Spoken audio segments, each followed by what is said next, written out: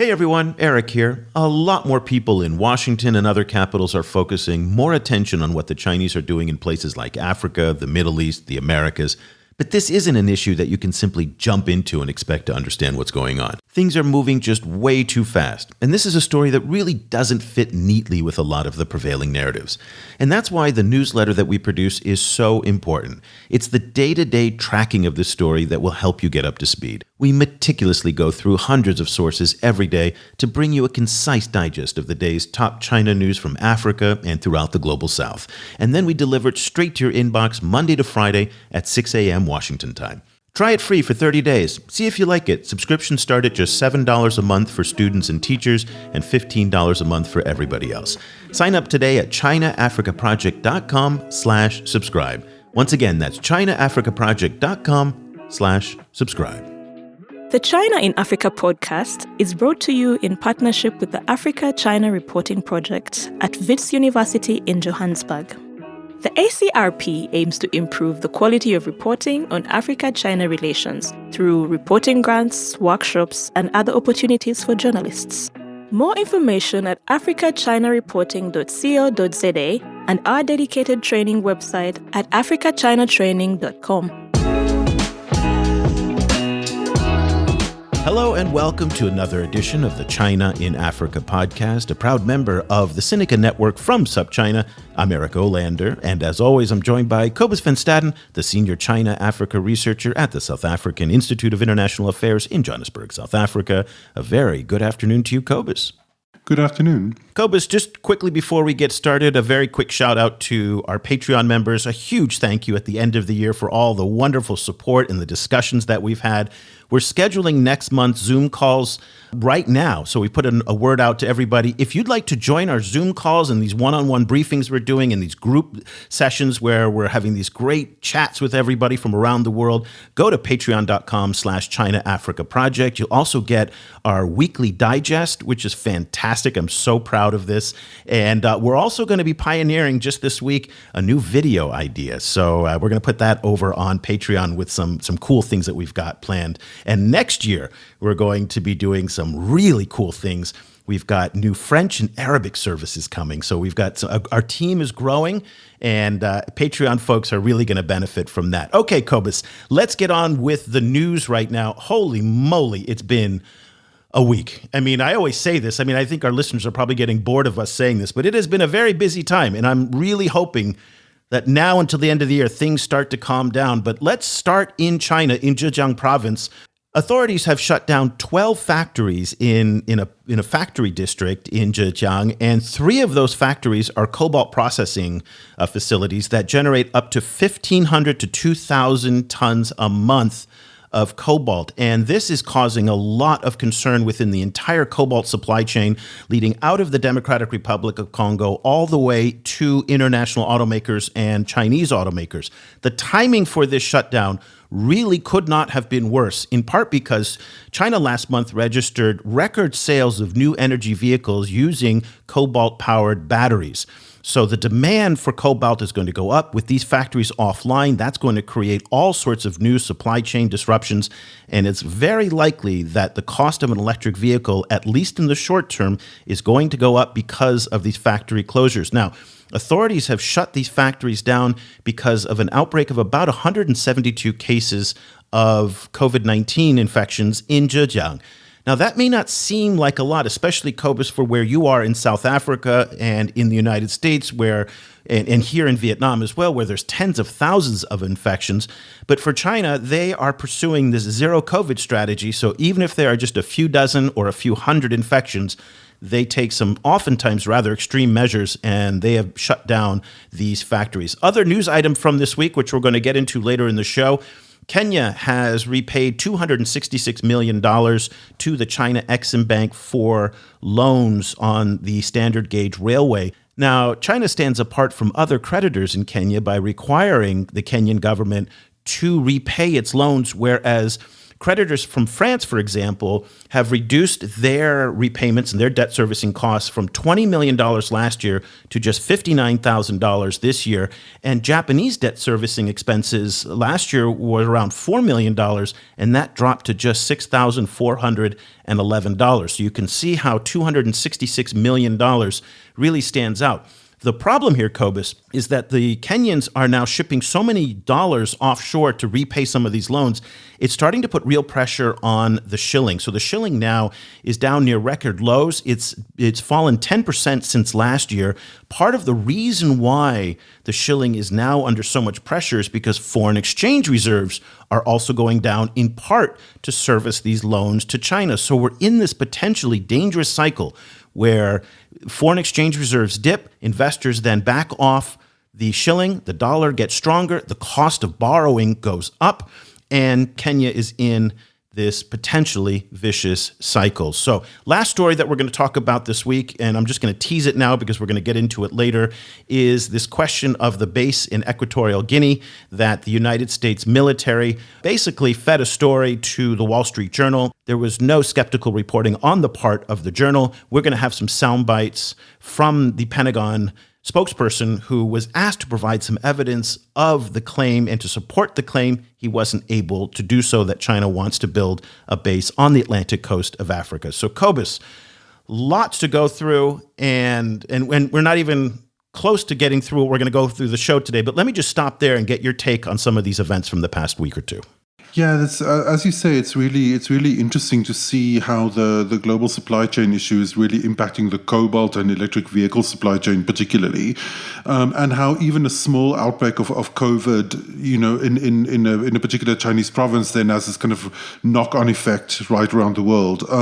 I think the only thing I could think when I heard that is that everyone must be like ramping up their research into non-cobalt related, kind of non-cobalt containing electric vehicle batteries to even higher levels, because I think that is the holy grail in that industry at the moment, is to find some kind of battery that doesn't contain cobalt, which in the longer term could be bad news for the Democratic Republic of Congo. In relation to Kenya, also it's a very interesting situation, and I look forward to kind of unpacking today like what kind of messages it actually sends from China to be this hardcore about kind of debt servicing, kind of particularly also as China, kind of goes out of its way to emphasize how much it's cooperated with the G20's debt service suspension initiative. So kind of it sends an interesting kind of like set of mixed messages, I think, to the global South. Well, to your point on the cobalt-free batteries, that's very interesting because there was another story that we wrote about today, which is a company by the name of S-Volt Energy Technology. They just raised $1 billion, and they're one of China's largest battery manufacturers, and they are pioneering, along with BYD, which is the second largest electric vehicle manufacturer in the world behind Tesla, cobalt-free batteries. And so they said they're going to apply some of this $1 billion of their Series B round to developing cobalt-free batteries and developing lithium-ion batteries as well as sodium-ion batteries as well. So if you're sitting in the Democratic Republic of Congo, you might want to be paying attention to some of these trends in China because, as Cobus pointed out, they are quite worrisome. Well, let's get a perspective from Beijing on everything that's been going on, and I'm really looking forward to our discussion today because our guest today is one of these guys who can talk about so many different things. I've been following him on Twitter for a long time. Andy Mok is a senior research fellow at the Center for China and Globalization in Beijing, and he's also a technology commentator for the Chinese state-run broadcaster CGTN. A very good afternoon to you, Andy, and thank you for joining us on the show. Great to be here, Eric and Cobus. I've really been looking forward to this. I follow your podcast, your material, your other content, and really great job, and it's an honor to be here today. Well, thank you, and we appreciate it. Let's start with FOCAC. It's been a couple of weeks since FOCAC wrapped up in Dakar, Senegal. You were watching what happened at the Forum on China-Africa Cooperation Conference. The narrative that came out of FOCAC in the African media as well as in the international media was somewhat jumbled. People were confused about whether it's $40 billion of commitment, $60 billion of commitment. This then started to provoke all of these conversations about whether China is retrenching from Africa, it's pulling back from Africa.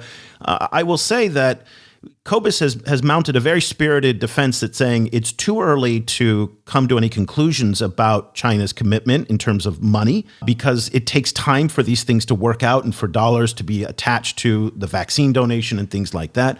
What we can tell you for certain is that whoever did the media messaging out of this doesn't deserve a promotion this year, because it's very confusing.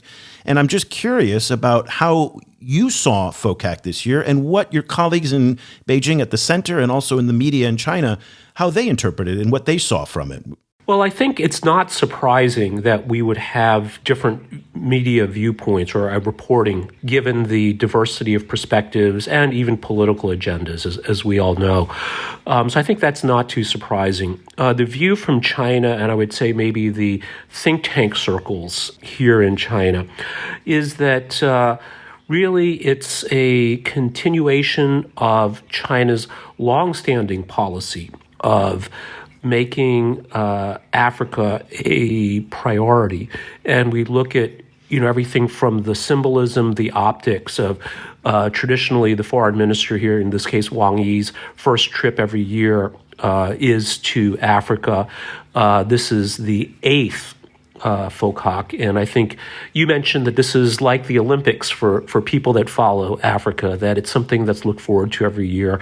I think this is similar in China as well, that the consistency of valuing a relationship with Africa, contributing to its development in a spirit of partnership, not, say, in the spirit of a patron-client relationship or some of the other models we've seen in the past, ranging from colonialism to a kind of a commercial exploitation, mercantilism. But really approaching it with mutual respect as equals, as partners working together. I think that at a high level is the view here in Beijing. Obviously, the work that China does at FOCAC fits into it's a much wider kind of global focus. Run along the lines of the Belt and Road Initiative and, kind of in many other kind of policies. I was wondering, from your perspective at the Center for China and Globalization, is there a specific kind of Chinese vision of globalization? How is globalization seen in kind of, intellectual circles in China? And, kind of how does kind of this, for example, the, Xi Jinping thought and other kind of issues, how do they fit into this kind of Chinese vision of globalization? No, that's a great question, Cobus, and I think that it's something that doesn't get quite enough media attention, certainly in the Anglophone world, where we see a lot of negative narratives, debt trap diplomacy, which we may talk about more, to just this phobia about quote unquote communism. But I think that the starting point is actually philosophical, in that we look at Xi Jinping thought on socialism with Chinese characteristics for a new era. And it's quite a mouthful, as we all know.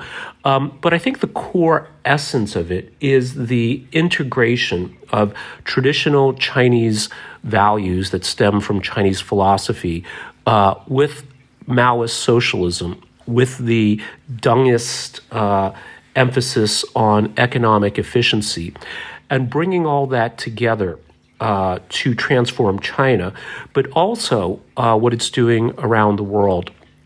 And I think the important part here, to get really philosophical for a minute, is we go back to first principles, metaphysics. How do we understand the world?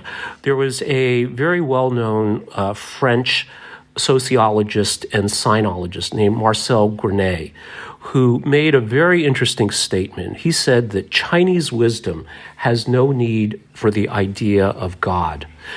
And what this means is that in China, there isn't this view that arises from the Greek philosophical tradition of Socrates, Aristotle, and Plato, that there is some omnipotent creator, the craftsman, I think is how Plato referred to it, that created this world in his image. And what we're trying to do is become more like him, her, it, or return to this state of pure absoluteness. But in China, the view traditionally is that this world is all there is. There isn't this duality or this bifurcation. And what this means practically is that China has a much more humane, benevolent, I would say even a basic decency about how to go about being in the world. And this is not just at the individual level, but is manifested in initiatives like Common Prosperity, like the Belt and Road Initiative. And I think we could probably talk more about how this philosophical foundation then gets sort of viewed around the world negatively in debt trap diplomacy, other types of behavior that I think stems from a basic strategic mistrust between the Western Anglophone order centered around the United States and the emerging order coming from China. Just following up on that, you spent time earlier in your career, you spent time at the RAND Corporation, it was a conservative American think tank, very central to Republican Party thinking. And you made quite a journey from there to your current position at a think tank that's that is close in the orbit of the Chinese state and the party. So I was wondering, just from your perspective, what did you learn from spending time in both of those spaces? How did it influence you, and particularly what kind of differences and similarities do you see between your current position and earlier times at RAND? Sure.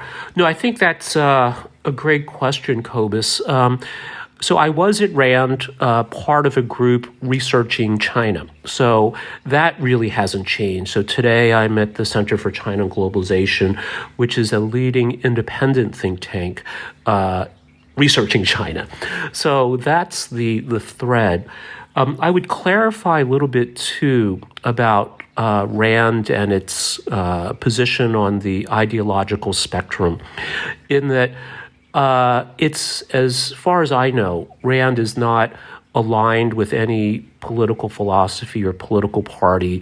And here we can contrast that with maybe a Heritage Foundation, maybe an AEI, that has a certain worldview and advocates for certain views, certain policy positions, whereas RAND has seen itself as being very objective and providing analysis. And in fact, the name RAND is an acronym for research and analysis, right?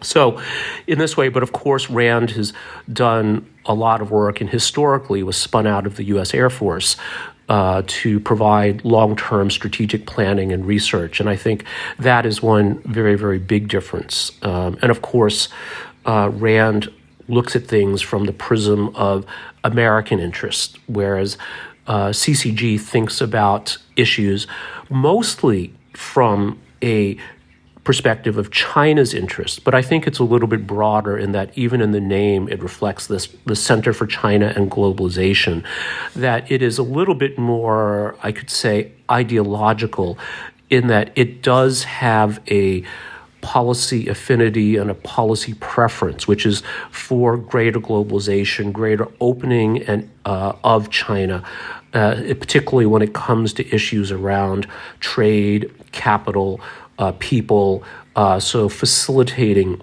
the flow of these resources or these factors of production globally. So that is, I think, some of the differences. And happy to talk more about how think tanks work in China versus the U.S., which is what I'm familiar with, and maybe other parts of the world. I would like to pick up on a couple of things that you just mentioned. You talked about a benevolence of the Chinese anchored into, thousands of years of Chinese thinking and philosophy on these issues. And I know we hear that quite a bit from China, and we just heard it from you, but it's hard for those of us sometimes on the outside to reconcile what we're seeing and that ideology and that philosophy. And I'm hoping that you might be able to explain a little bit more. So We see, for example, that China has a long history of thousands of years of tributary relationships. I'm sitting in a country in Vietnam that had a tributary relationship for 1,000 years with China. And those are highly unequal relationships in many respects because of China's sheer size, that China's always been able to use carrots and sticks to be able to pull its foreign policy levers.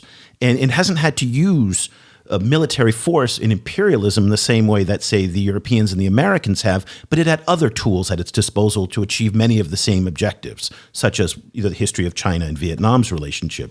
Today, we see China engaging with middle power countries, Australia, Canada, some European countries, in a quite aggressive way.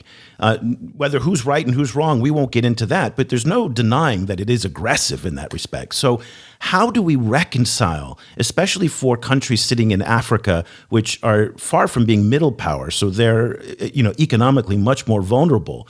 They could never challenge China. So there's an asymmetry in the relationship.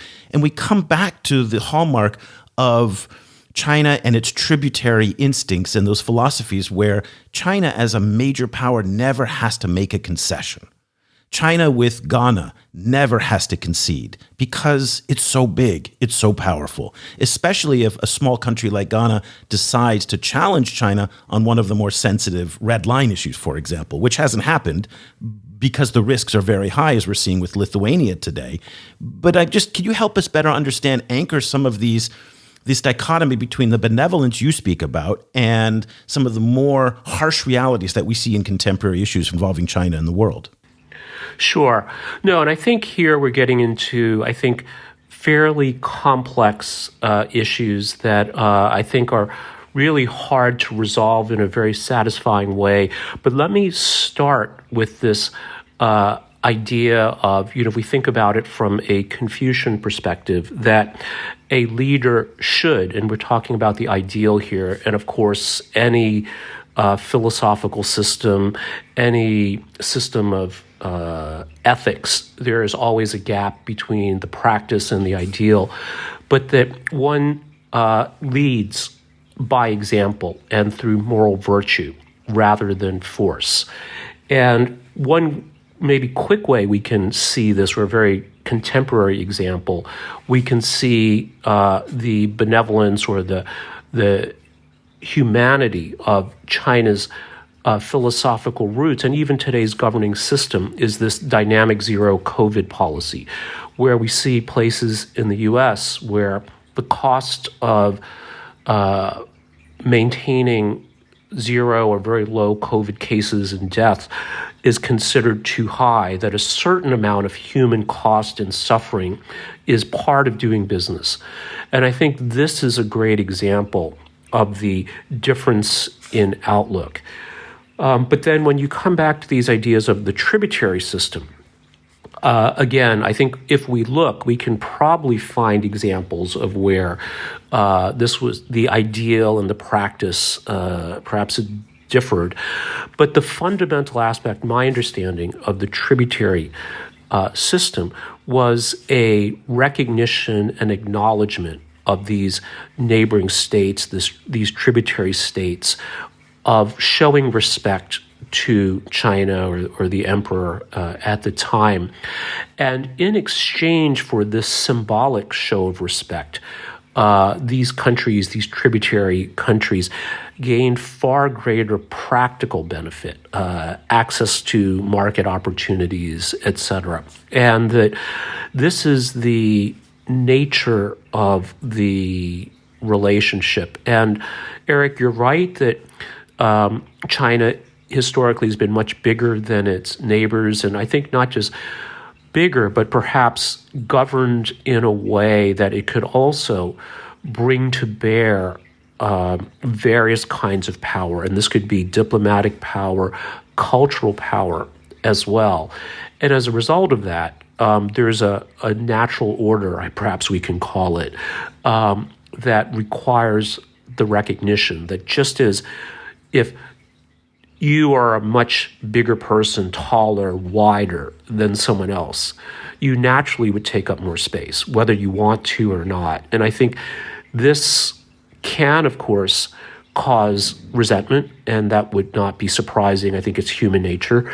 But it also requires, I think, a certain, perhaps, tact on the part of the larger party to minimize these feelings or to find ways to deal with them. And I think this is China's challenge today, because as we see, of course, with the great rejuvenation of the Chinese nation, the Chinese dream, that China is becoming economically larger, politically larger, and I think soon culturally larger as well. And there will be adjustments that have to be made on both sides, whether you're a Ghana or whether you're a China. Well, I mean, the small powers have to adjust because they have no choice. And there, you know, as you pointed out, that the big panda can sit wherever he wants. The little pandas have to make room for the big pandas. And I guess this speaks to this asymmetry that China has in so many of its relationships here in ASEAN, but as well as especially in places like Africa. So you talked about how it's not a client-patron relationship, but yet one of the issues at FOCAC this year was addressing the massive trade imbalances, where it effectively is a client-patron relationship in the sense that Africans are importing vast amounts of quantities of Chinese products, massive trade deficits up and down the continent. And about 10 or 12 African countries have enormous Chinese debt issues as well. So and those are commercial debts in many respects. So there is a client-patron relationship that is there. Is a much more commercial, transactional relationship in many ways than it is anything else. Africans are selling raw materials and products. It's a market for Chinese goods, and it's a market for Chinese financial products in the form of loans. Well, no, and I think that we have to be careful here in terms of a patron-client relationship in the political sense versus who might have more economic influence or leverage because of the size of either the market or the financial resources they bring to the table. So I think that what we're talking about is more the latter versus the former, meaning that again, because of the size of China's population, but also other factors as well, the physical infrastructure that makes it essentially one unified market versus 10, 12 regional markets, perhaps more like the EU. The governance structure that allows a certain amount of, not even a certain amount, but I think a high degree of political and commercial stability and predictability that allows this economic potential to be harnessed. That this, again, is an unavoidable fact of life, the way that, a planet like Jupiter would exert greater gravitational pull than Mercury would. And, there's not a question of intention, but more just a physical reality. I think is driving some of that. When we talk about the trade deficits, I think that's a great point, and something that China, I think, has recognized and has taken steps to address. We look at the opening of green channels for African imports to China. Also looking at CIIE, right, which is the China International Import Expo, and look at the participation of a number of UN agencies like UNDP, other agencies. And I think this is because they see this, and China sees this too, not just for promoting trade and business for the Fortune 50 or even the Fortune 500, but creating a platform where developing countries, whether that's in Africa and South Asia and Southeast Asia, can also participate as well. And the other last point I would make about this is that, rightly or wrongly, and I personally believe this is a more pragmatic and, in the long run, a better approach that China has to working with the countries of Africa and other parts of the global south is, and this phrase probably better than I do, is trade, not aid, meaning that if you're going to make donations and that's your primary strategy, that's really not sustainable in the long run. And China's approach has been trade win-win, meaning that both sides have to derive economic benefit. And this is, I think, why we see interest rates on Chinese debt higher than you might see for the concessionary ones from traditional Western donors, is that there really has to be sustainable. It has to make economic sense for both sides. But of course, that can impose short-term cost and short-term pain, but is more sustainable in the long run. Cobus, before we go on, I'd like to get your reaction to Andy's thoughts on the equity in the relationship and some of the positions that he was laying out. From an African perspective, I think I can see Andy's point in terms of the need to make the exchange sustainable, and obviously all of this is is happening within the context, within a global kind of capitalist context as well. What I kind of wonder about is what the kind of larger kind of game is behind issues, for example, like this trend that you mentioned, where some of Kenya's traditional lenders, like France, for example, has greatly reduced the current amount of debt servicing from Kenya. Maybe partly in response to the current economic crisis in Kenya. But China is making a point of not doing that, or whatever, like maybe China's too broad a term, the particular kind of Chinese lenders are making a point of not doing that. And now, Cobus, just to that point, at great economic pain to Kenya, the repayment of the China Exim Bank loans for the standard gauge railway now is coming at a cost. And it's coming at, it's the guy on the street that's actually bearing it because of the devaluation of the currency. That's a great example, Andy, of the inequity in the relationship where Kenya tried to assert itself. And again, we think the debt trap narrative is just a waste of time. There are other legitimate issues in the China-Africa relationship that deserve attention. And what's going on in Kenya right now with the repayment of those loans is a great example of that, but also represents the inequity in the relationship. That China said, you're going to repay these loans. That's it. We're not extending the deferral. And whether Kenya likes it or not, they're having to do it. And it's coming at great considerable cost to them. And we can see them struggling. Well, I guess what I would say to this is that, first of all, while it certainly can seem like China is one monolithic, unified entity, and in some ways it is. But it's a very complex system with a lot of moving parts. And I'll go back to COVID as an example, where we've seen there have been outbreaks, and where those outbreaks are seen to be the result of some laxity in the local officials' work or sensitivity to outbreaks or their speed of response, that there is swift and immediate accountability, meaning people are fired. And, we don't see this in other political systems around the world to the same degree. So how does this play out with the situation with Kenya? In that I'm not necessarily sure that this is a government decision that we're going to make Kenya repay, but that the people that are responsible for this loans on the lending side are under a lot of pressure, again, because this is win-win. It's on largely commercially viable terms versus this one-way donation or aid. And they're doing their best to make sure that they're going to achieve their original goals for this project.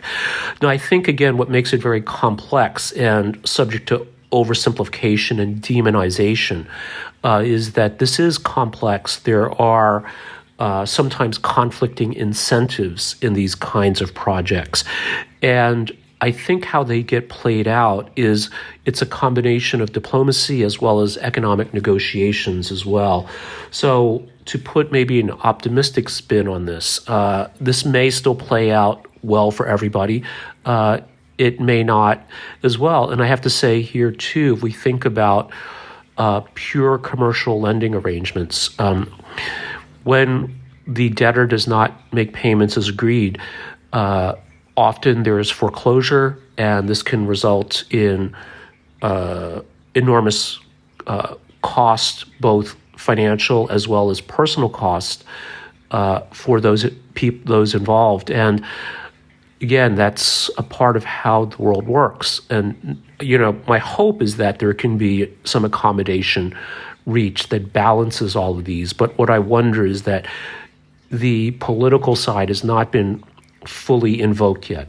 Following up on that, there's a kind of a line of reasoning from certain kind of Western observers of China's relationship with the global South, saying that even as they reject the kind of the narrow debt trap narrative, the idea that China is seizing state assets, for example, as a form of collateral, they do say that China is through all of this lending is essentially creating relationships of dependency, kind of where long-term relationships with built-in leverage due to all of this debt. I can see that logic. On the other hand, kind of what we're also seeing in Africa is that there is definite political costs to China in Africa around these issues, particularly this kind of like ongoing kind of like drumbeat of anxiety around Chinese loans, and with it then either a kind of a misunderstood narrative about, for example, the airport being taken away, but in many cases that actually is a kind of a proxy for just a general anxiety about the local government just being in the pocket of China, like losing its power just because China has so much leverage, economic leverage over it. And that I think is causing significant anti-China backlash in certain African countries. How do you think China balances those issues? Kind of because they both seem to. Both perspectives don't seem to tell the whole story, but on the ground in Africa, we're certainly seeing the backlash. No, and I think this is what makes it a very thorny issue for all involved, Cobus, and we could probably even call it a wicked problem. Because on the one hand, this dynamic of a major lender, major investor, major customer having a lot of influence or leverage is just a economic consequence. Again, if we go back to this idea of larger masses have greater gravity, that if you're a business or even if you're a government, your biggest lender is going to have a lot of influence, whether they want to or not. And I don't see how that can be avoided. And part of the narrative, though, that I see, especially in English language media around this, is to point this out as somehow unique to China. But I think it's actually a fundamental aspect of the economic relationship. And this is something that really cannot be avoided because, again, it's fundamental to the relationship. The question, though, is that at the margins, can this be communicated better on the Chinese side? Could there be perhaps more maturity, for lack of a better word, amongst some African audiences that if you're going to accept a large loan on mostly commercial terms, that your lender is going to be expected to be repaid, and that's not an unreasonable expectation, especially if that was the terms laid out at the beginning. It's not like saying, well, we're going to give you this money for free, take it, and then 6 months later, oh, by the way, we're going to charge you a really high interest rate. China's been very upfront on these terms. And if you can't perform for whatever reasons, it's hard to see on a categorical basis that there should be some change. Now, of course, I think we can imagine, and there are humanitarian exceptions, unexpected consequences, force majeure type situations that both sides ought to be flexible on. So I think this is a difficult problem to solve at its core, again, because of the size of China in terms of the money that it's offering, and that it does see this wanting to be done in a sustainable way. I want to say, too, that this is also a challenge not just with China, with other countries like those in Africa, but we look at what's going on in the real estate industry in China today, too. There's always this question of how much should we support certain companies because it strengthens the system and creates a certain discipline in the long run. But on the other hand, it's a balancing act, I think. Yeah, you say that they're up front, and I think with the governing elites that they're negotiating the loan contracts with, you're absolutely right. There's a lot of visibility on the terms of the loans.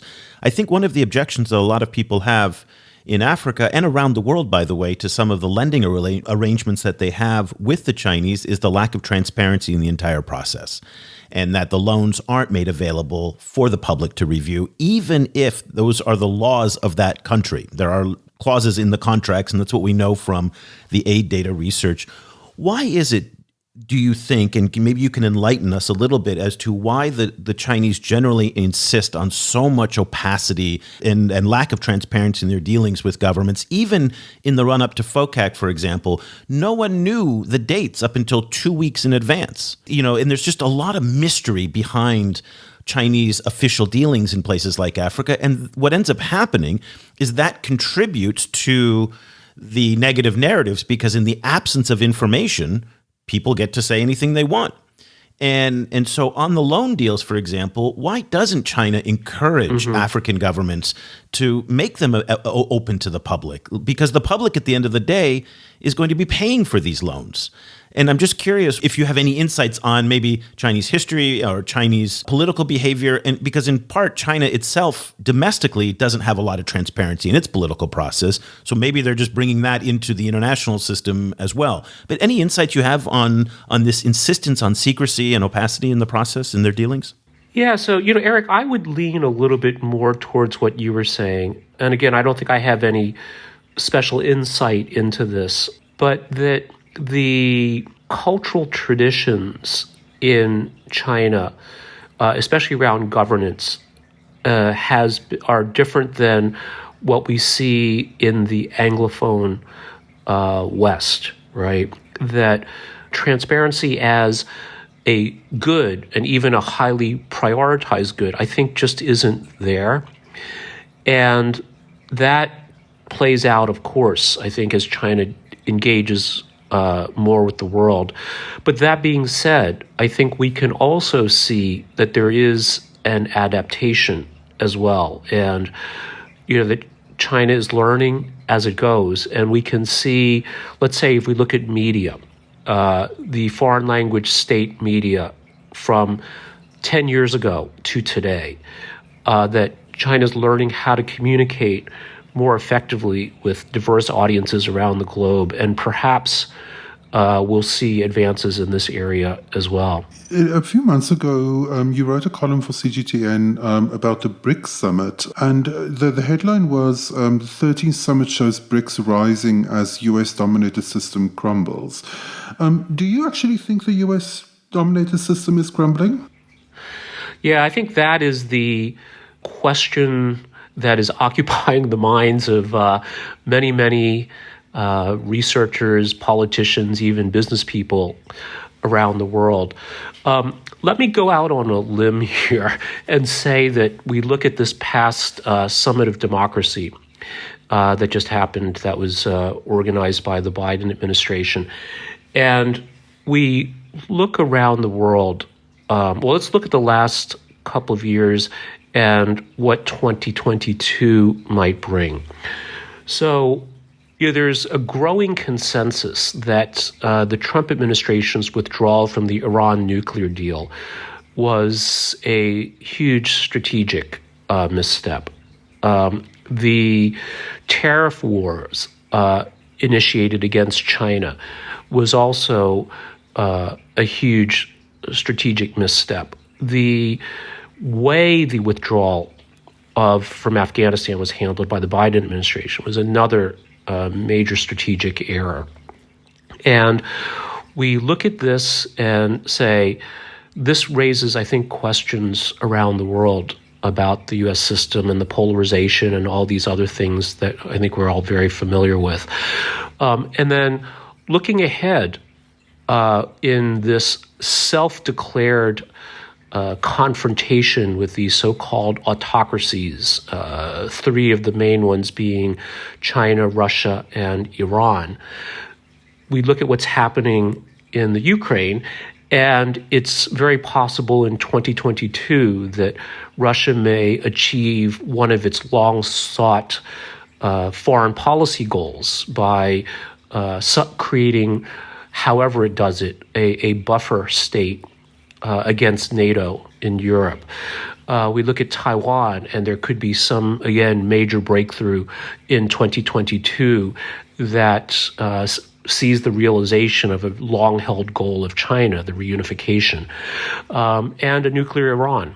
So these are three not just not implausible, but we could see these as very clearly possibilities on the horizon and see what does that mean for the future of the United States and the small handful of partners it has in advancing this narrative, this policy narrative of democracies versus autocracies. Wow. The three scenarios that you laid out, I mean, Taiwan, Iran, and Russia, I mean, if those three things happen in 2022, that's going to be a very eventful 2022. There's so much for me to chew on right there. I'm struggling to figure out where to go, but we're running out of time. But I do want to kind of bring up this question of the antagonism that is elevating on both sides, on the U.S. side, on the China side. And then you think about countries in places like Africa, here in Asia, and in South America that have made it clear they don't want to be caught in the middle of all this. But at the end of the day, the rhetoric is getting so acidic.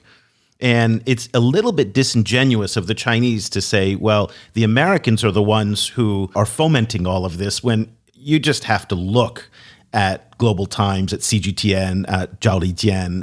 I mean, both sides are contributing to this. And there's just it's unavoidable, and there's no way around that.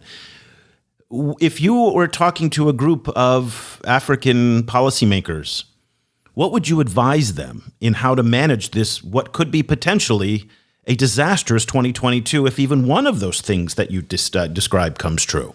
I mean, the idea of, again, a war in Ukraine, Taiwan reunification, all of those are going to be extraordinarily tumultuous if they happen. If you are a small country trying to figure your place in the world, and they go and they say, Andy, give us the Chinese view on what you think we should do, what would you tell them?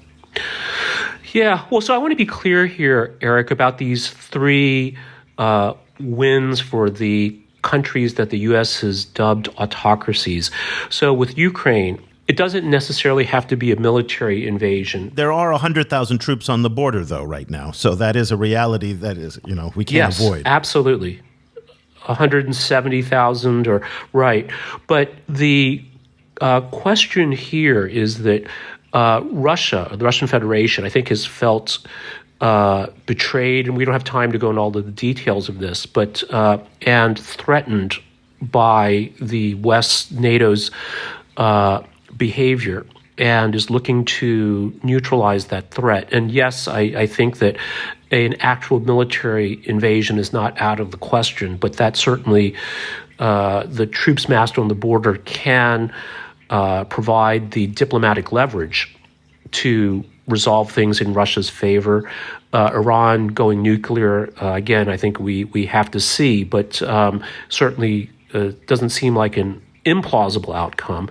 And with Taiwan also, how that plays out, I think the Chinese government has been very clear that a forceful reunification is not its priority, but a peaceful reunification is most important, but force cannot be ruled out. Which keeps a lot of us up at night with cold sweats, by the way. I mean, that's yes. That is a nightmare scenario for a lot of us. I mean, again, just the process of whatever that is, because, especially those of us who live in Asia, it would be incredibly destabilizing. And so, again, if you are a small country in Southeast Asia, you're a small country in Africa, I know that your center hosts a lot of visiting delegations from these countries. Absolutely. What would you tell them on how to navigate these? No matter what, they're going to be turbulent times ahead. And from a Chinese perspective, what advice would you give? Yeah. So I would start with sort of a macro view that that first of all, the lens, for better or worse, but the lens through better to more clearly seeing the future is through the China-U.S. competition. And I would say it's a competition for discourse power. So you touched on some of the more aggressive rhetoric from the global times, like Hu Xijing, Zhao Lijian at the Foreign Ministry, et cetera, that it's all part and parcel of this. And I want to go back to something that Steve Bannon said a few years ago. And he seemed very early to say that China was the existential threat facing the U.S. And I think he was right, but not for the reasons that he said. And it's that for a very long time, the norm was that Western liberal democracy, American style, capitalism, where capital was at the top, this sort of representative democracy was the perfect complement. And what China has shown is that, in fact, there is an alternative. And this is creating, I think, a tremendous existential threat for the United States, as we can see with the Biden administration's,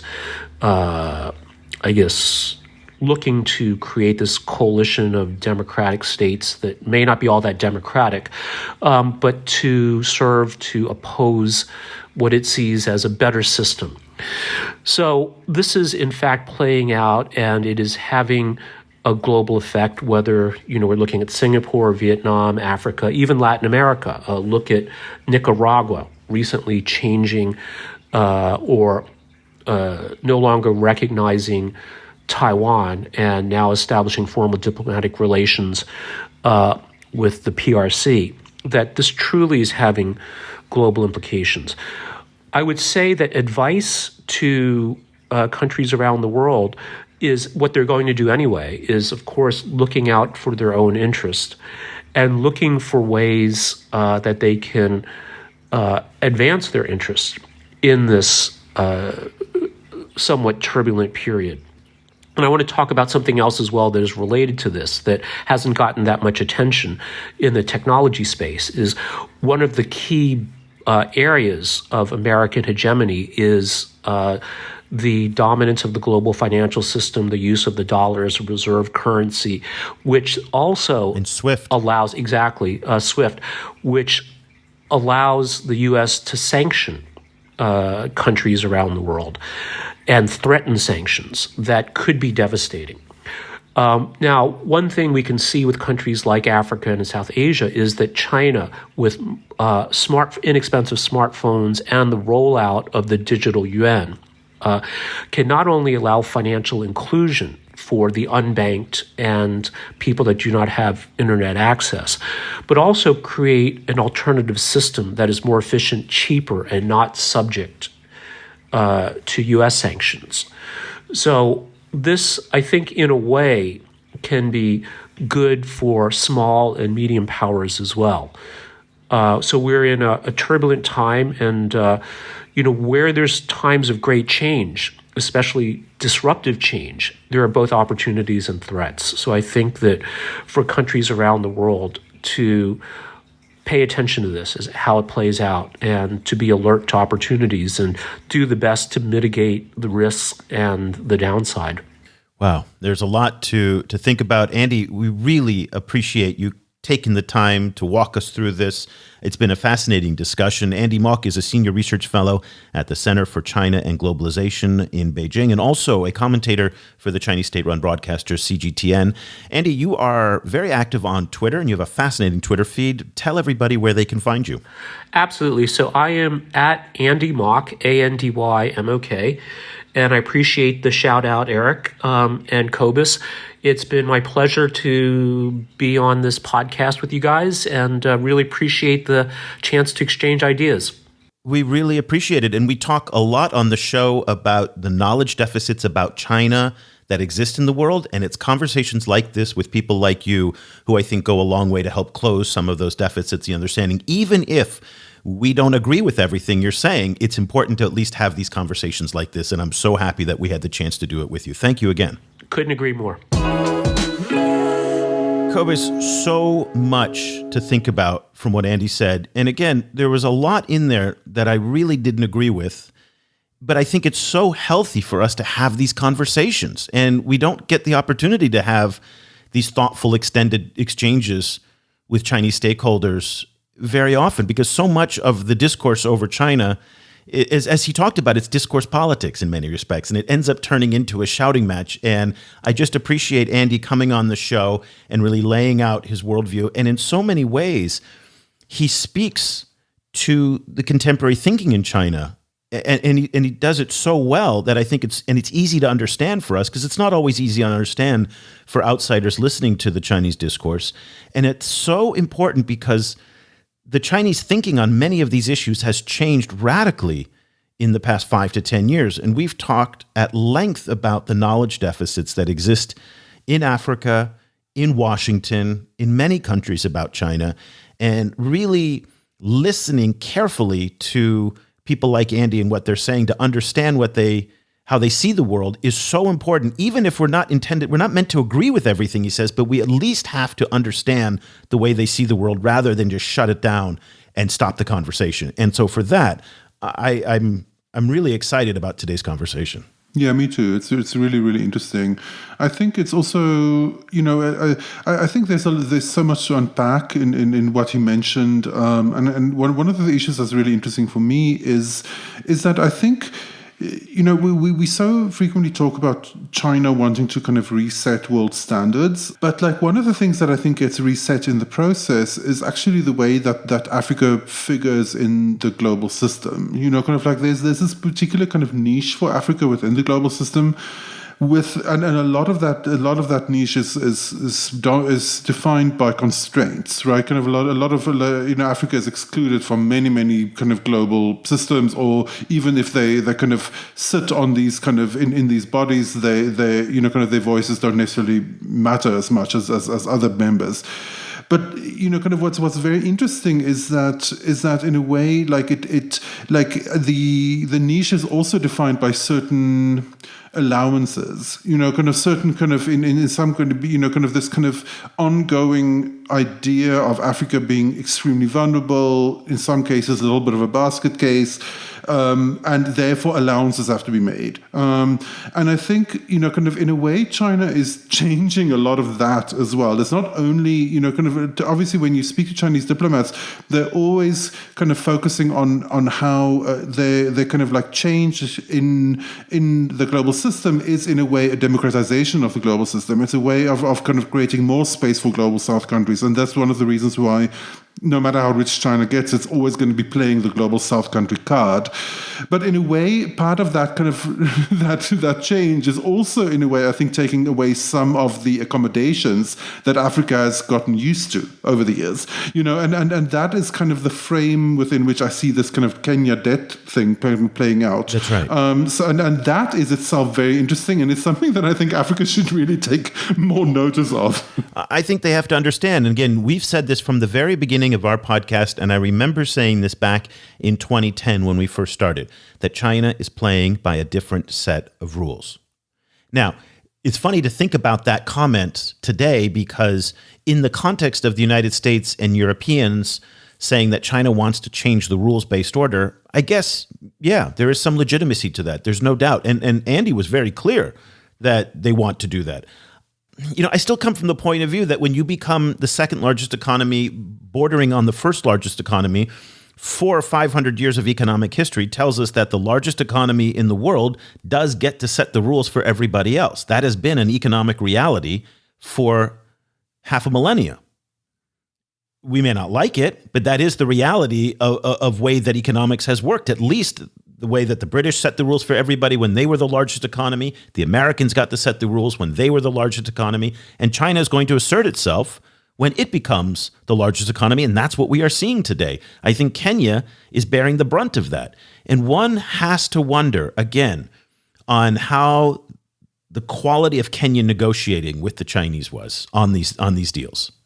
And again, this goes to the question of agency. And we know that Kenya's foreign ministry, because you and I know people who know people inside the foreign ministry, does not have a strong China competency within the Kenyan foreign ministry. It raises the question for me as to whether or not these deals were well negotiated. One of the things that has emerged out of the Uganda controversy, and we're going to talk about that, is the fact that these contracts were not well negotiated. And whose fault is that, right? Whose fault is it for not bringing in high-paid legal staff to review these contracts and high-powered legal resources to do that? So to his point, and Andy was very blunt on this, if you want trade, not aid, then this business relationship is going to be run like a business. And he made the analogy that in private contract agreements, if you don't pay, well, guess what? There's no free lunch.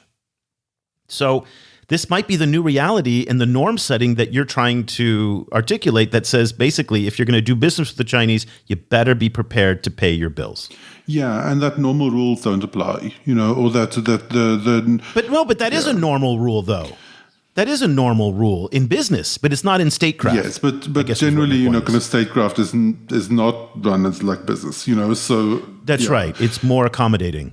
It's more accommodating. Yeah, no, not only more accommodating, but also in some kind of ways more complex, right? Kind of because it reacts to a different set of factors, including kind of political factors. Yeah, so kind of I completely agree. I think I think there's a lot more work needed to unpack these kind of changes, and particularly that work is really needed to come. It should really come from African scholarly circles. I think because they really and other global South, kind of researchers, because they really are experiencing it firsthand. I think also the other issue, of course, is that Africa always is far away from China. Kind of so it isn't it isn't on the hook, or the relationship isn't so affected by cultural factors and kind of close proximity factors as you would see in Southeast Asia. That's right. It's right here. It's inescapable here. You cannot. It is your north, your south, your east, your west here in Southeast Asia. Exactly.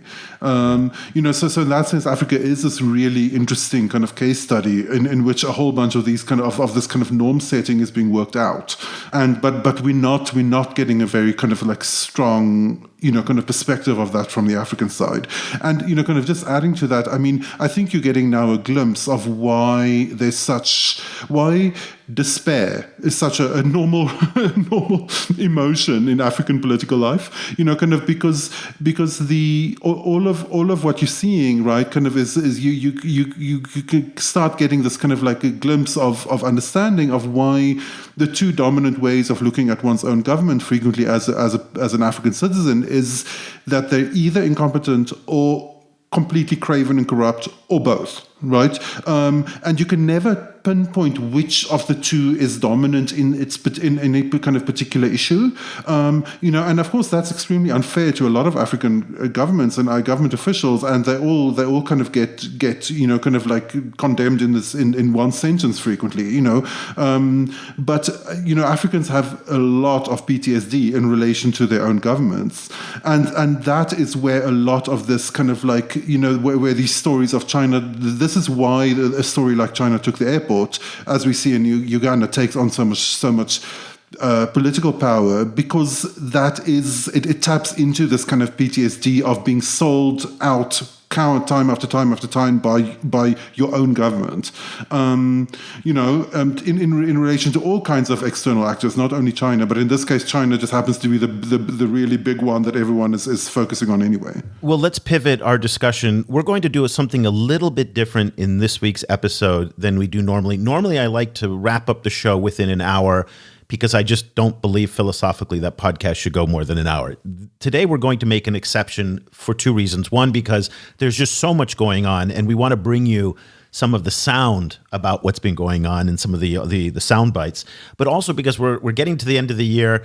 This week's we're going to have one more show this week, and then we go on a little bit of a break, and we're going to do our year-end show. So we're not going to have a chance to bring you some of these stories. So bear with us today. We're going to be a little bit longer. I hope you'll indulge us because it's going to be absolutely fascinating. Cobus talked about the airport in the Entebbe International Airport. For those of you not familiar with the story, it goes back to end of November. The Daily Monitor newspaper, which is a Ugandan newspaper, and this is a very important fact in our discussion today.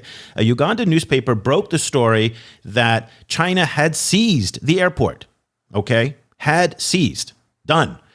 And that just then triggered weeks now of a frenzy surrounding the debt trap narrative that resurfaced in force all around the world. And you saw it in the US, in Europe, in India, up and down African social media. China had seized the airport from the Ugandan government because of a failure to pay its debts on the $207 million loan to upgrade the airport, and that loan coming from the China Exim Bank. Well, China has been pushing back now against this narrative, and the Ugandan governments as well. President Yoweri Museveni, he gave an interview to Reuters, and he said flat out, this is not going to happen. We're not handing over the airport. Then, in a bit of public diplomacy statecraft last Friday, the Ugandan government and the Chinese embassy arranged a PPE handover at the airport for the Ugandan Civil Aviation Authority. And it was basically a stunt to have an event at the airport so that different stakeholders could speak out against the Daily Monitor story. So let's start with a few of the sound bites just to give you an idea of what's been going on and what people are saying. So the first sound is going to come from Fred Byamukama, who is Uganda's state minister for transport, and he's going to speak to this issue of the narrative and the debt trap diplomacy stories that continue to surface on social media and in the media. Let's take a listen. Those who don't wish African countries to grow well, they keep on bringing propaganda. Instead also them bringing like reasons to us, they keep on formulating stories that the Entebbe airport, the Chinese government has taken it up. I was so surprised someone uses, I don't know these computers, how they do, names the airport of Uganda that, is it Chinese International Airport? Something like that. Fred sounds like my 90-year-old mother who's like, these computers, and they do these things. What he was referencing there was somebody photoshopped the red banner on the Entebbe International Airport, and they wrote the China Entebbe International Airport, and that circulated on Twitter, and AFP's fact-checking unit actually debunked it. You didn't need AFP's fact-checking unit to debunk it. It was so easily perceptible that it was a Photoshop hack. But Cobus, the interesting thing about Byamukama's comments was he kept referring to they. Okay, that to me is what stood out. He never mentioned the fact that the story itself originated from within Uganda, from the Daily Monitor, and framing it as if they don't want Africa to succeed. I don't think he was referring to his compatriots. I think the they was an implicit acknowledgement of foreigners, namely Westerners. What was your take on that? Well, in the first place, he echoed the Chinese government's line that that Western countries are trying to kind of hold back African development or push a wedge. But it's fascinating. This was a Ugandan story that came out. Yes. This wasn't a Western story. The logic, there's always space for another conspiracy theory, right? Kind of, so it's very easy to for someone to then make the point that some kind of like nefarious foreign actor planted this story or paid for the story or something, So in that sense, there's always kind of like a way around this particular issue. But or it could simply be that they could simply then also include opposition figures, kind of within the society. It's always very convenient to have a shadowy they. In South Africa, there's this cliche where people say, it's third force activities, and the third force can include anyone, like really anyone in the world. So yeah, kind of I think it's a perennial African discursive pattern. Well, let's now hear from Chinese ambassador to Uganda, Zhang Lijong, who also spoke at this event. And after the event, he spoke with the media. And what's interesting here is more than almost any other Chinese ambassador, He was very, very clear and just could not have been more clear that the airport will not be handed over under any circumstances. And again, this is on the record to the media in English. Let's take a listen to Ambassador Zhang. Regarding the specific allegations, I want to say that it is a misreading of the relevant agreement. Actually, this loan agreement is guaranteed by sovereign credit, not by anything else, not connected to any asset of Uganda. So it will not happen. And as a matter of fact, China has never confiscated any national asset of African countries in the history. Even in the extreme cases of default, we always choose to, debt reduction, debt mitigations, or debt restructuring. We never confiscate any national asset. So this allegation is wrong, it's false, it has no factual basis. And I want to say it will not happen, it will never happen. And I agree that this airport will always be in the hands of the Uganda people, safe and sound. Safe and sound. There you have it, Cobus. That is probably the most definitive defense of China that I've heard in years. And I think Zhang did a nice job there of actually saying it hasn't happened, it won't happen. And again, you can hold him to account if it does happen. So there you have it on the record, a Chinese government official kind of flatly denying the Chinese debt trap theory. Yeah, and I mean, he's right. We've pointed out many, many times that they don't seize assets. There are no precedents for that. But in this case, the asset is almost a symbol, right? Kind of it's a kind of a symbol of Ugandan statehood, and an airport is frequently plays that role, in a country, particularly in an ex-colony, kind of that is on a kind of a development trajectory. Like getting your own airport is this big kind of like standard step. So one can see why, kind of even though he says that, like that doesn't necessarily quell the controversy, because the controversy wasn't really about the airport itself. It's about this kind of larger loss of national control, and kind of a kind of a drama of kind of a lack of trust between the government and the people. And sometimes I actually think the debt trap discussion serves the Chinese quite well, because all this discussion about the debt trap that isn't true obfuscates the larger problems with the contract that are true. And what we know from the parliamentary hearings that took place over the summer or in the late fall in Uganda, where the finance minister apologized for poorly negotiated terms of this deal, and there were terribly imbalanced terms of this deal, that by talking about the debt traps, you then don't talk about what really is the problem here are some of these deals that are A, done in secrecy, and B, have very unfair terms to them. For example, one of the points that MPs brought up in the testimony of the finance minister was the fact that the arbitration issue, and this has been a point of contention, that the arbitration is always in China of some degree. And that's been something that people feel is very unfair. It should be in a third-party country that is neutral. And again, this comes up over and over again, that there's these details of the contract that are imbalanced, and we don't focus on that. So, but Cobus, let's kind of go back to, where does this come from? Why do we keep coming back to the debt trap narrative? And people like Professor Deborah Brautigam at the China Africa Research Initiative have literally spent a career in trying to debunk this thing. It goes back 5 or 6 years, but she's been talking about myths in the China-Africa relationship going back more than a decade. Most recently, she's been debunking the debt trap narrative.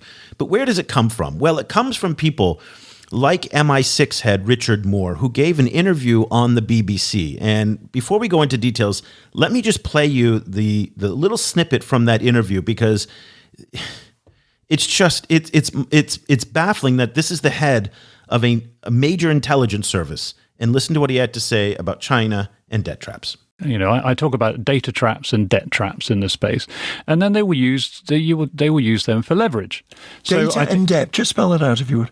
So I think a debt trap is something I think we're all fairly familiar with, that if you take on loans and then you find it difficult to repay them, then, we've seen some examples of this where the Chinese have then been able to acquire significant ports, which have the potential to become naval facilities, etc. Oh, God.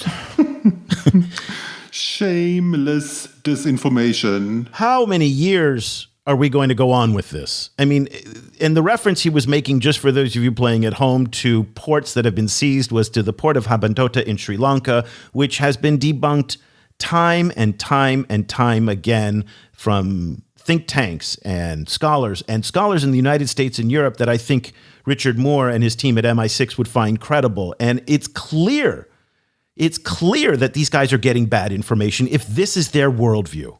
It is absolutely shocking that in 2021 we are still talking about this way from people like Richard Moore. And let me point out that Financial Times repeated that claim with no question.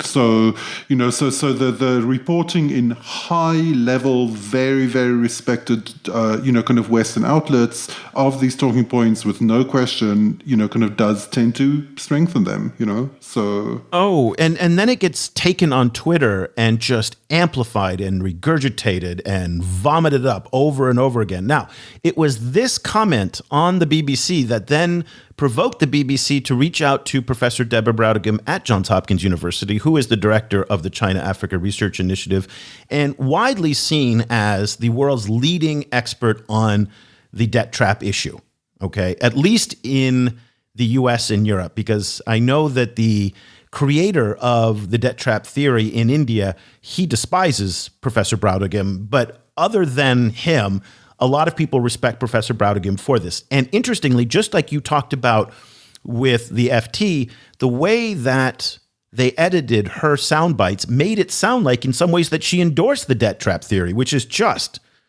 for anybody following Deborah Browdegem, is just, what? Shocking. She goes on to Twitter and she then posts on her blog a real letter of disappointment of the way that she was treated by the BBC. That then turns into a full-blown international incident where Zhao Lijian, who's the Chinese Foreign Ministry spokesman, he takes up the cause. The pro-China Twitterverse takes up the cause, and it becomes this giant thing. The BBC then later apologizes and says they had an inexperienced editor, but interestingly enough, they did not either they did not put a correction on the show page, which I thought was weird, because it's easy to put a correction on the show page or to put a link to Deborah Browdegem's blog or for an editor to put a note. When you and I make a mistake in our newsletter, when I say something stupid and incorrect, you don't say anything stupid and incorrect, but when I usually do, we'll put a correction up there to say, hey, we goofed. Totally sorry about that. And so I was kind of surprised that the BBC didn't do that. And so anyway, this has been a huge drama. It's really kind of depressing that, again, there isn't more thoughtful and critical coverage. Let's kind of keep going with our journey here, because just last week, the Wall Street Journal came out with an exclusive report, Cobus, an exclusive report from the Pentagon that says that the United States is worried about China building an Atlantic military base, this time in Equatorial Guinea. Now, if regular listeners of this show think this sounds familiar, it's because I've been going on about this for months now, that the United States, led by AFRICOM Commander General Stephen Townsend, have been floating these ideas into the U.S. media. So in May, there was an article in the Associated Press. Now we have one in the Wall Street Journal, which suggests that the Chinese want to build an Atlantic base. Now, that's fine for the Pentagon to do this because that's their right to do it. Where I am disappointed is in the journalism again. And just like you said with the FT, when they did not question any of this, that the AP and the Wall Street Journal, who both have rather extensive reporting resources within China and in places like Hong Kong and access to lots of sources who know about Chinese military strategy, they never interviewed any of them. And they basically took the U.S. assertion on face value. That then creates 2 weeks of media cycles, and then publications like The Economist state emphatically and declaratively, unconditionally, that China is now considering Atlantic bases. So what's so interesting is that when Pentagon spokesman John Kirby was asked at the regular press briefing in Washington to provide some proof and evidence of the claim that the Chinese are trying to build or considering building a base in the Atlantic. Here's what he had to say. I'm sure you've seen the Wall Street Journal report about China's attempt to seek a military base in Equatorial Guinea. Can you confirm that that you've seen evidence that they are trying to establish a base there? What I would just tell you, as part of our normal diplomacy to address maritime security issues there in that region, we have made clear, the administration has made clear, not the Department of Defense necessarily, to the leaders of Equatorial Guinea that certain potential steps involving the PRC and the PRC's activities there would raise national security concerns for us. And we've been, the administration has been clear about that. That was not her question. And why did he not answer her question? He can't answer her question because there is no evidence. There is no proof. And I had a conversation with some folks in DC, and I was like, do you guys have any understanding at how destructive it is for the Pentagon to say these kinds of things to the broader U.S. agenda in Africa? Because this is what people focus on. And I pointed out that the United States is really the only major power in the world that lets its generals kind of freelance on foreign policy messaging outside of the political and the foreign ministry vertical. You don't have a French general, for example, kind of speaking outside of what the Quai d'Orsay says, or the Japanese general at Djibouti saying something different than what the foreign ministry in Tokyo says. But here we have a huge chasm between the State Department and the Pentagon on this issue. The State Department says nothing about this. And what ends up happening is that all of the narrative about the U.S. and Africa and China gets completely overwhelmed by these kind of comments. It's just, so no wonder that the Chinese and Africans are on the defense, because we're seeing people like the Pentagon and MI6 kind of continue to say these kinds of things, which are just not rooted in facts. This is unfortunate. But it's very interesting, the kind of the way that, so he sidestepped the, kind of the question or the request for confirmation, right? Kind of because as we guess, who knows what's going on behind the scenes, but as we guess, there probably is no confirmation to give. But then it was very interesting that he then replaced that with this kind of comforting, maybe comforting to American kind of like listeners, thing of like, well, at least we bossed around this African country to make sure that they really understand that we wouldn't be happy. If they happen to consider this thing that might not happen, but if it does, then they'd better not consider it. That kind of message. It's like it just plays so badly in Africa. Like I was just had to laugh when I heard it. So what the Wall Street Journal, the AP, The Economist, and others did not do, which Javans Nayabiaj at the South China Morning Post in Nairobi did, Javans reached out to a Chinese military expert to say, does this make sense? And I have not seen this in any of the US and European coverage on this, okay? And they quoted a military expert who said, it is too far away from China, referring to a base in Equatorial Guinea, doesn't sit along China's major maritime routes, and even its oil, once extracted, is more suitable to be sold in Europe rather than back to China to maximize profits. There is no logical sense for China to set up a maritime base in the Atlantic. Servicing that base, supplying that base would be very, very complicated. It's not grounded in any strategic thinking. And yet to see how all of these normally respectable publications, who I count on heavily for my worldview and information, just take what the Pentagon says at face value. And as a person whose identity was framed during the Iraq War, the Bush Jr. Iraq War, where they took the American lies on Iraq at face value, to see this happening again is just, it's so depressing. I don't even know what to say. But this is just crappy reporting up and down. Yeah, I mean, it's really it does give a little bit of a feeling that I a kind of a tone that I get a little bit occasionally in think tank world as well, not in South African think tank world, but kind of when speaking to international kind of colleagues, it's a little bit this kind of like we're all on a team, kind of like we're all together, which is not how research works, and it's not really how journalism is supposed to work either. It's not supposed to be how journalism works. We're not on a team. The only team you have as a journalist should be the truth. Yeah. And should be fact-checking and skepticism as well. So if the Pentagon says this, why didn't they reach out to military analysts to say, okay, this is what the Pentagon says. Does that make sense? Walk us through the logic of this.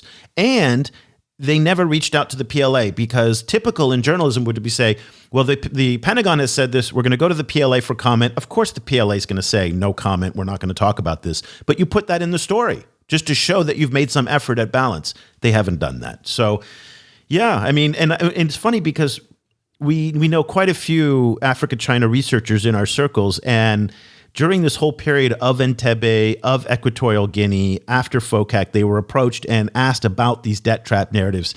And they were just saying they're as exhausted as we are on this because it just never seems to end.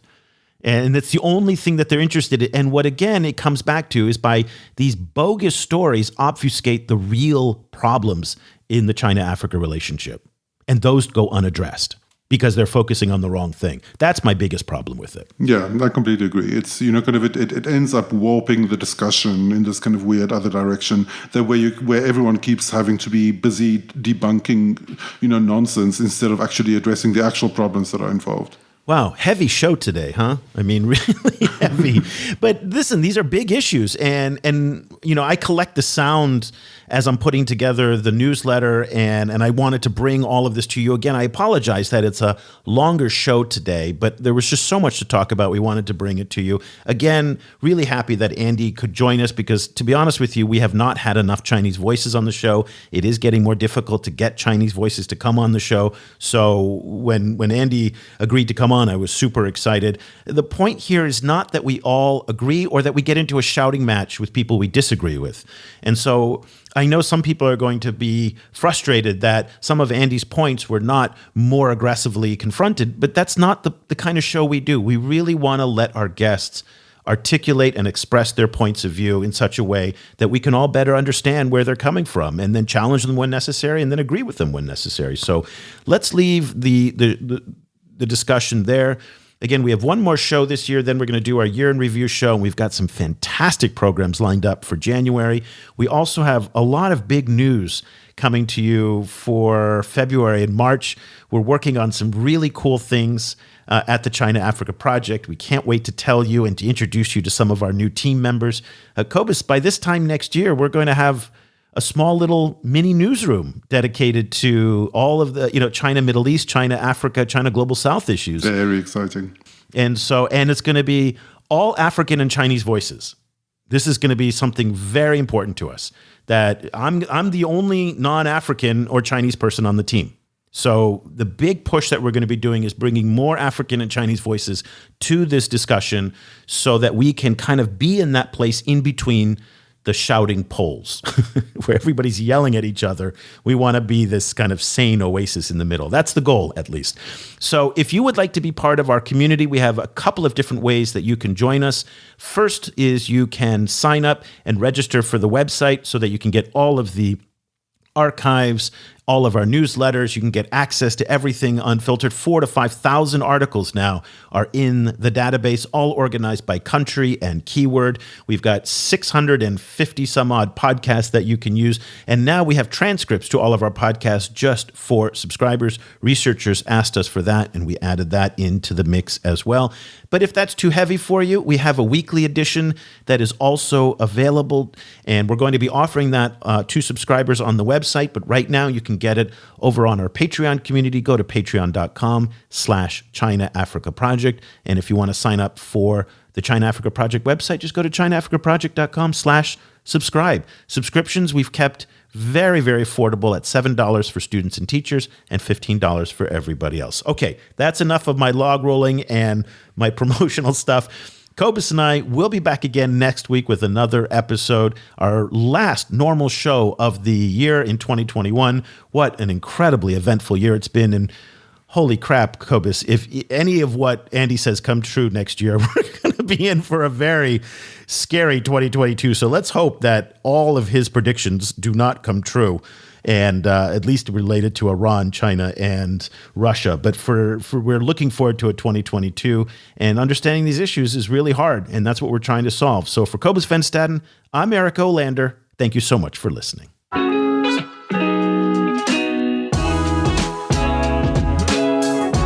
The discussion continues online.